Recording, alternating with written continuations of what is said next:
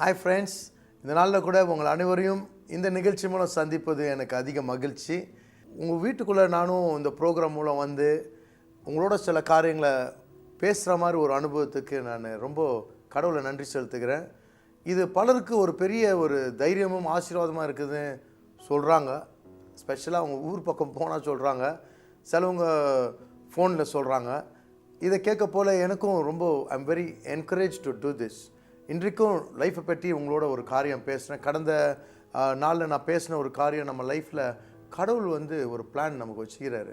நமக்கு வந்து சில காரியம்லாம் தெரியாதனால நம்ம லைஃப்பை ரொம்ப இருண்டு போயிடுச்சு. என்ன தெரில, மற்றவங்களாம் ஸ்மார்ட் ஆகுறாங்க, மற்றவங்களாம் அதுன்னு சொல்கிறாங்க, நம்ம தான் விடப்பட்டு போயிட்டோம் அப்படின்னு தளரக்கூடாது அப்படின்னு பேசினேன். இன்றைக்கு தொடர்ச்சியாக நான் பேச போகிறேன். அதுக்கு முன்பாக I will take you to my concert. என் கான்சர்ட்லேருந்து ஒரு பாடலை ப்ளே பண்ணுறேன், கேளுங்க. கேட்ட பிறகு I will come and join you.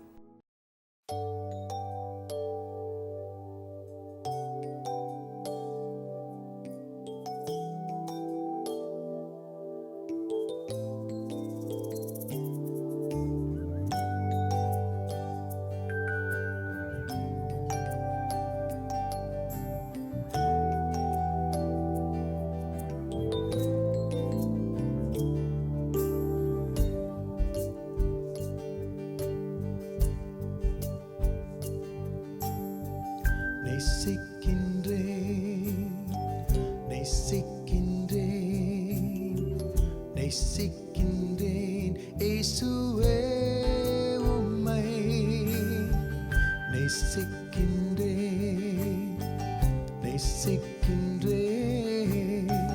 நேசிக்கின்றேன் இயேசுவே உம்மை மனதின் குழப்பம் மிகுதியால் வெட்கம் சூழ்ந்ததால் ஒதுங்கி நின்றேன் இயேசுவே. ஆனாலும் உதறி விடாமல் மதித்து என்னையும் நீர் தேடி வந்தீரே இயேசுவே. நேசிக்கிறேன் நேசிக்கிறேன் இயேசுவே உம்மை நேசிக்கிறேன்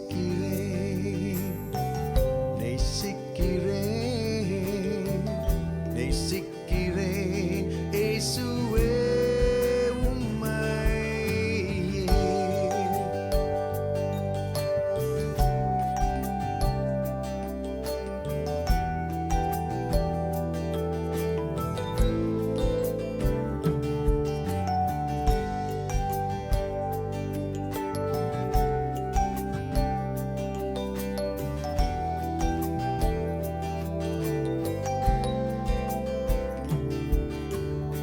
நேசிக்கிறேன் இயேசுவே உம்மை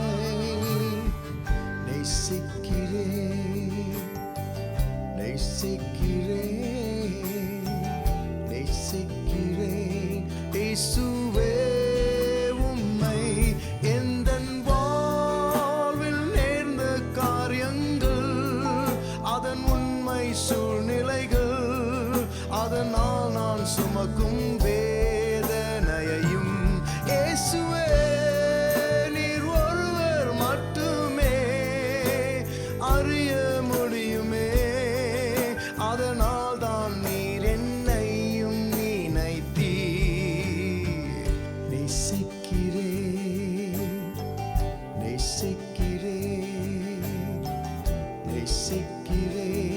இயேசுவே உம்மை நேசிக்கிறேன்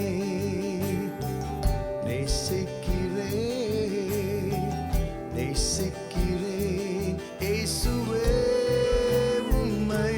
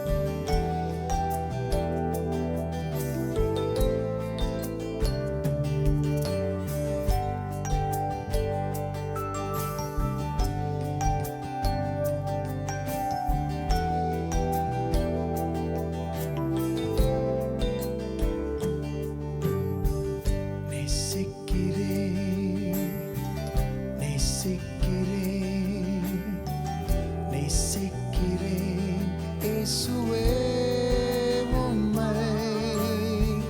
நேசிக்கிறேன், நேசிக்கிறேன், நேசிக்கிறேன். இயேசுவே உம்மையே.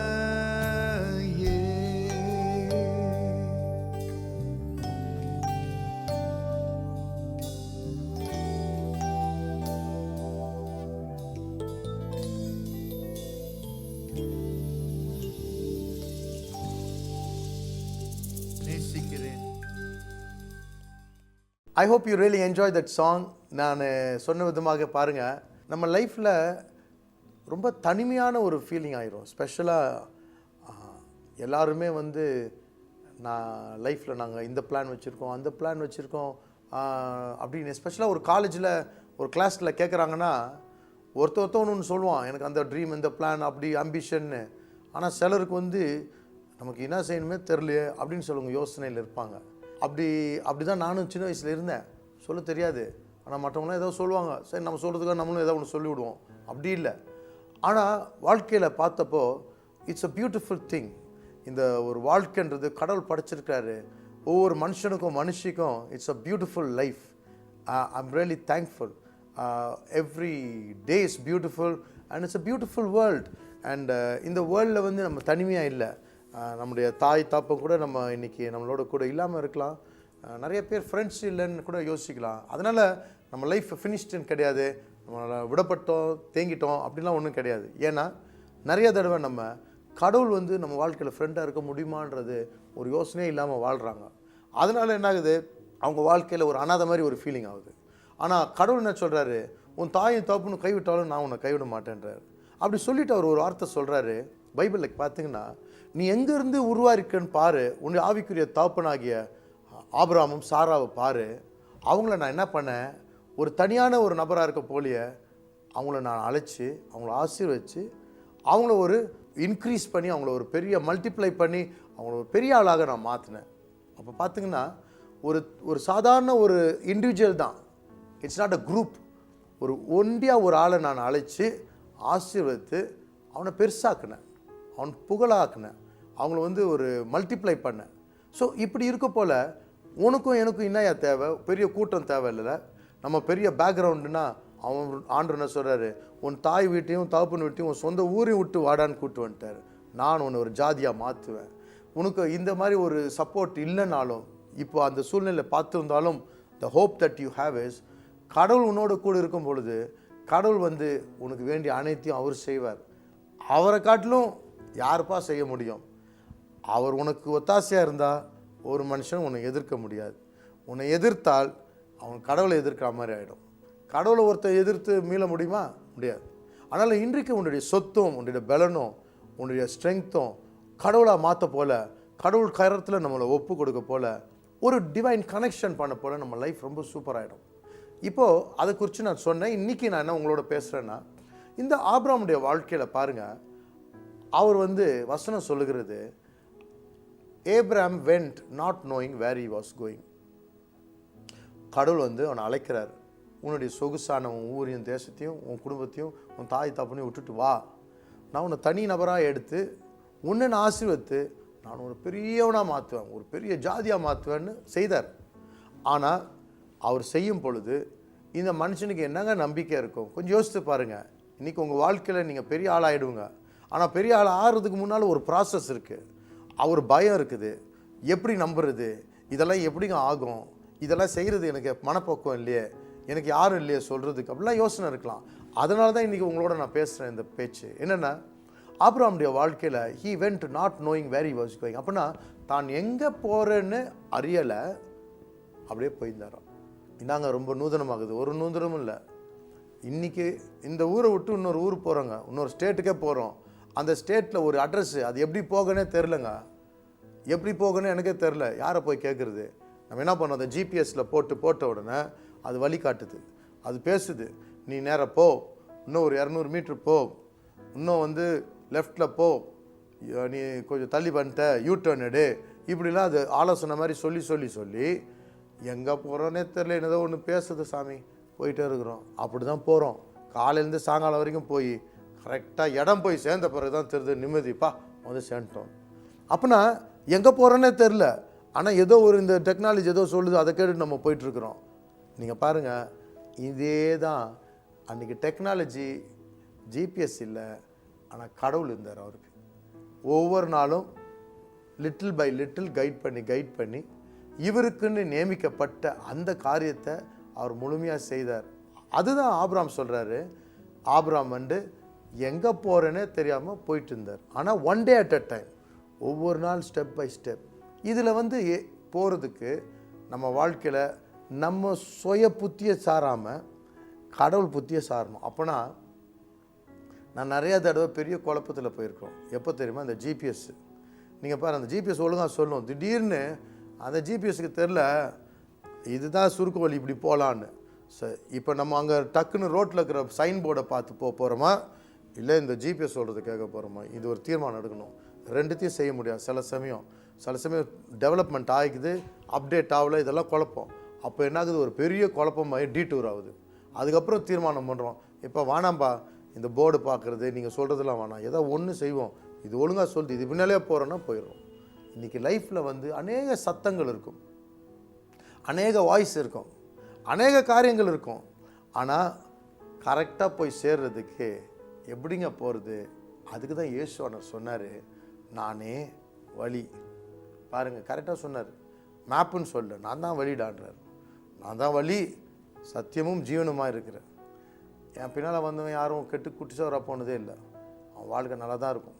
ஆண்டரை நம்பி போனவங்க மோசமாக கெட்டு போனவங்க நல்லதாக தான் மாறி இருக்கிறது ஒழிய நல்லா இருந்தவங்கள யாரும் கெட்டு போனதில்லை. அப்படியே கெட்டு போனால் அவங்க பண்ண மிஸ்டேக் தான். கடவுளுக்கு கீழ்ப்படியாமல் செய்த காரியத்து நிமித்தம் அவர் வாழ்க்கை ஒன்றாம் போயிருக்கும். ஆனால் கடவுளுடைய சத்தத்தை கேட்குறவங்க இன்றைக்கி ஒன்றும் தெரியாட்டாலும் உனக்கு இன்னும் 2 வருஷம் கழித்து எங்கே இருக்கணும்னு தெரியாது. ஆனால் the safest thing is to be led by the voice of God. அப்படின்னா கடவுள் நம்மளை வழி நடத்துகிற ஒரு அனுபவத்துக்கு நம்ம ஒப்பு கொடுக்குறது தான் பெஸ்ட்டு.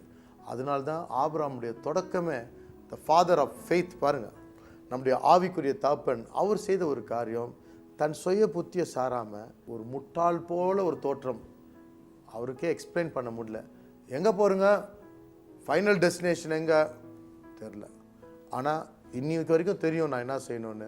கடவுள் இப்படி போக சொல்கிறார், ஒவ்வொரு நாளாக போனார்.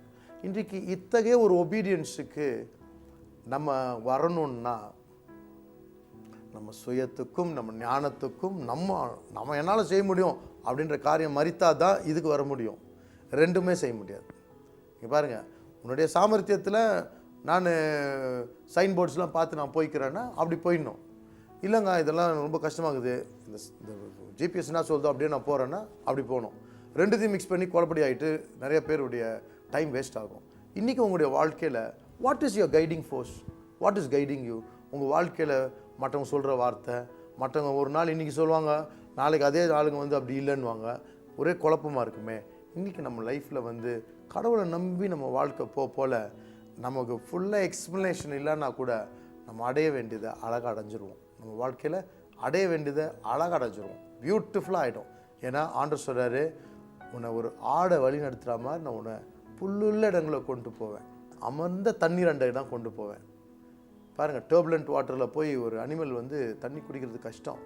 ஏன்னா அதோடைய வாயும் அதோடைய நாஸ்ட்ரல்ஸும் ரொம்ப க்ளோஸாக இருக்கனால இட்ஸ் நியூசன்ஸ்.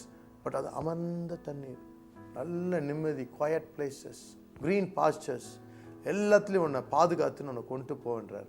இதுதான் நீங்கள் பாருங்கள், இன்றைக்கி ஏசப்பாட்டை நம்ம வாழ்க்கையை ஒப்பு கொடுத்த உடனே நடக்கிற ஒரு காரியம்னா த ஜேர்னி பிகின்ஸ். ஆனால் எப்படி கொண்டு போவார்னா, எக்ஸடஸில் ஒரு வார்த்தை சொல்கிறார் தன் ஜனங்களுக்கு. அவர் சொல்கிறாரு, I have appointed an angel, நான் I'm sending an angel before you. அந்த ஏஞ்சல் வந்து சாதாரண ஒரு தூதன் இல்லை. அந்த காலத்தில் நீங்கள் பார்த்தீங்கன்னா இஃப் யூ ரீட், அவருடைய நாமம் அதில் இருக்குது. அப்படின்னா இட் ஜீசஸ், காடே வந்து நான் நடத்துகிறேன்றார். இப்படி ஓல்ட் டெஸ்டமெண்ட்டில் நீங்கள் பார்த்தீங்கன்னா ஒரு ராக் மாதிரி. அப்போ அவர் என்ன சொல்கிறார், நான் ஒரு பாறை மாதிரி உங்களோட கூட இருந்தேன். அவர் ஒரு பெரிய பில்லர் ஆஃப் க்ளவுடு, ஃபயர், இப்படிலாம் ஆண்டவர் தோற்றமாக நான் உங்க கூட இருந்திருக்கேன்னு சொல்கிறது எல்லாமே நீங்கள் பார்க்க போல் ஏஞ்சல்னு சில இடத்துல வந்து it's talk about presence of Jesus. இது வந்து வேதத்தை அறிஞ்சவங்க அழகாக அதை எழுதியிருக்காங்க. அதனால் அந்த ஏஞ்சல்னு ஒரு பெரிய கேபிட்டலில் இருக்கும். I put my name.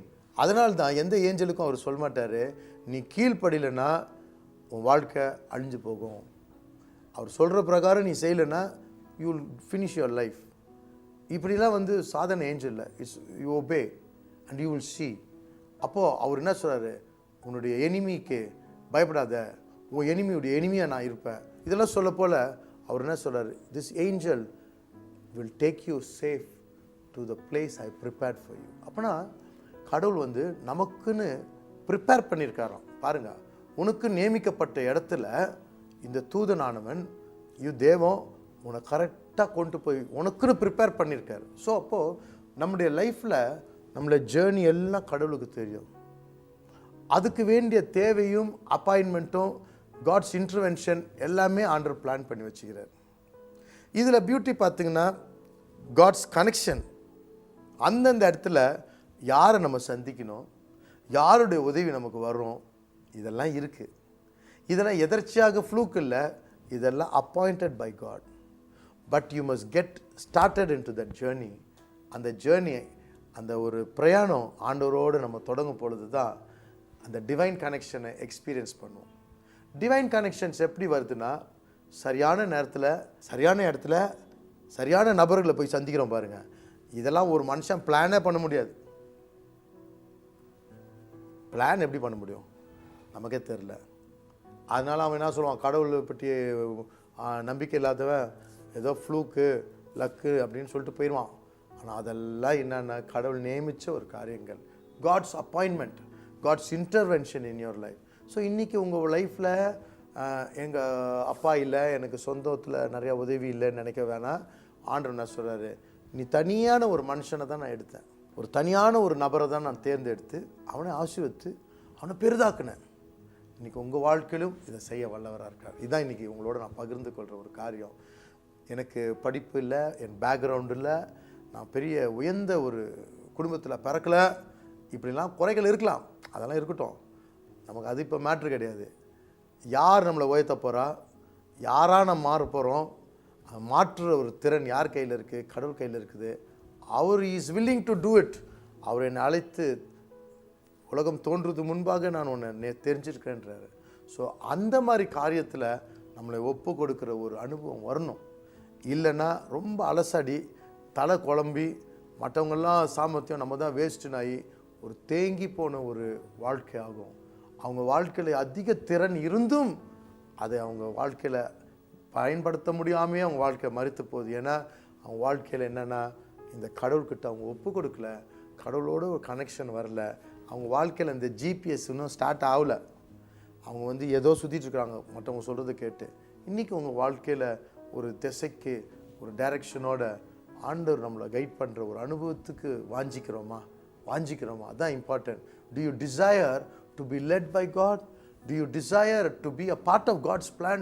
Do you desire that God alone can build your life?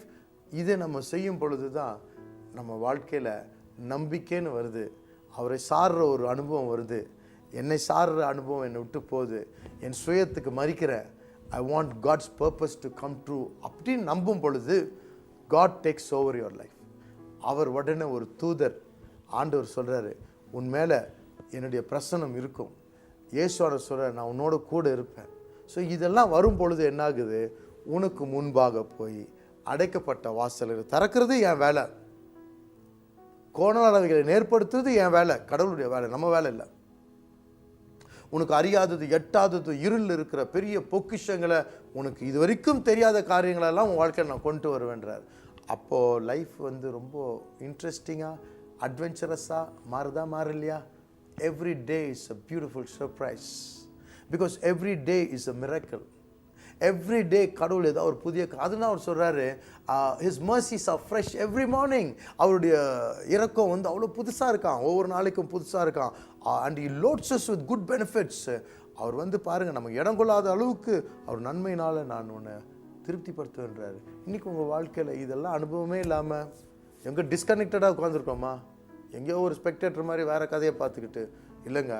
You have a beautiful life. உங்களுக்குன்னு ஒரு அழகான எதிர்காலம் இருக்குது. உங்களுக்கு கடவுள் நல்ல ஒரு திட்டம் வச்சுருக்கிறாரு. நம்ம அங்கங்கே பார்த்து குழம்புறோம், இதுதான் பெரிய பிரச்சனையை, மிரள்றோம் நமக்கு முடியலையேன்னு. இதை நம்ம என்ன பண்ணோம், அப்படியே அதை டேர்ன் பண்ணி ஆண்டவர் கையில் ஒப்பு கொடுத்து, இன்னிலேருந்து என் வாழ்க்கையை எடுத்து நீங்கள் நடத்துங்க. I want to be connected with you. இன்னைக்கு I want the GPS connecting factor. Spiritually I want to be connected by you so that நீர் என்னை கரெக்டாக கனெக்ட் பண்ணுவீர். யாரை நான் சந்திக்கணும், நான் சும்மா நான் போய் எங்கே நின்று அங்கே ஒரு ஆளை நான் சந்தித்தேன், யாருக்கோ ஒரு உதவி செஞ்சேங்க. என் வாழ்க்கையில் என் +2 நல்லா படித்தேன், ஆனால் for some reason I failed. அந்த மீன் டைம் நான் போய் ஒரு இடத்துல ஃப்ரெஞ்ச் படிச்சிருந்தேன். அங்கே ஒரு சிஸ்டர் வந்தாங்க, கேத்தலிக் சிஸ்டர். அவங்க வந்து ஒரு மரத்தில் ஒரு நெல்லிக்காவை, பாவம் அவங்க ரொம்ப ஷார்ட்டாக இருக்கிறாங்க, இன்னும் ட்ரை பண்ணியிருந்தாங்க. நான் கொஞ்சம் அப்போவுமே டாலாக இருந்தேன். நான் சொன்னேன், சிஸ்டர் நான் எடுத்து கொடுக்குறேன்னு எடுத்து கொடுத்தேன், அவ்வளோதான். அவங்க என்ன கேட்டாங்க, நீ என்னப்பா பண்ணுறேன்னு. நான் சொன்னேன், இந்த மாதிரி ஃபெயில் ஆகிட்டு இப்படி பண்ணிட்டுக்கிறேன், அட்ஜஸ்ட் பண்ணிட்டுக்கிறேன். என்ன ஆசை, நான் லாயலாவில் படிக்கணும்னு ஆசையாகுது, ஆனால் ஃபெயில் ஆகிட்டு கொடுப்பாங்களான்னு தெரில. நீ ஏன் கவலைப்படுற, நான் ஒரு லெட்டர் தரேன், ஹெட் ஆஃப் த டிபார்ட்மெண்ட் கொடுத்தாங்க. ராஜ மரியாதையாக எனக்கு சீட்டு கொடுத்தாங்க. எங்கள் அப்பாவும் எனக்கு உதவி செய்யலை, எங்கள் அம்மாவும் உதவி செய்யலை. எவன் காலையும் நான் போய் ஊரில் கண்ணியமாக போய் சேர்ந்தேன். ரொம்ப அழகாக முடித்தேன். கிராஜுவேஷன், மாஸ்டர்ஸ் அப்புறம் பண்ணேன். என் லைஃப் நல்லா தான் போச்சு. But there was a divine connection. இதுதான் நான் சொல்கிறேன். இது வந்து நம்ம பிளான் பண்ண முடியுமா? எப்படி பிளான் பண்ண முடியும்? ஒன்றும் பிளான் பண்ண முடியும். அப்படி இருக்குதுன்னே தெரியாது. இது வந்து கடவுள் செய்கிற ஒரு காரியங்க. இது வந்து யாருக்கோ எவருக்கோ இல்லை, கடவுள் சொல்கிறாரு, நான் உனக்கு உதவி செய்வேன். இதை குறித்து இன்னும் டீட்டெயிலாக சொல்லலாம். மோசஸுடைய வாழ்க்கையில் ஒரு சின்ன படகு போல் ஒரு சின்ன தட்டில் இதில் வச்சு ஒரு கூடை மாதிரி வச்சு அனுப்பிச்சி விட்டாங்க நைல் ரிவரில். ஆனால் அது மிதந்து போய் கரெக்டான நேரத்தில் பார்வோன் மகக்கு முன்னால் போய் நின்று அவன் கண்ணில் தயவு கெடுத்து அந்த பார்வோன் மக தத்து எடுத்து அந்த அரண்மனைக்குள்ள போய் ஒரு இளவரசனாக மாறுறார். பாருங்க, இது அம்மா கையில் இல்லை, அப்பா கையில் இல்லை, it's a finger of God. So I am telling you, உனக்கு அப்பா இல்லை அம்மா இல்லைன்னு நினைக்காத. You have the finger of God. God's finger will work for you, move on your behalf. நீ எங்கே அடையணும், நீ என்னவா மாறணுன்றது அவர் கரம்.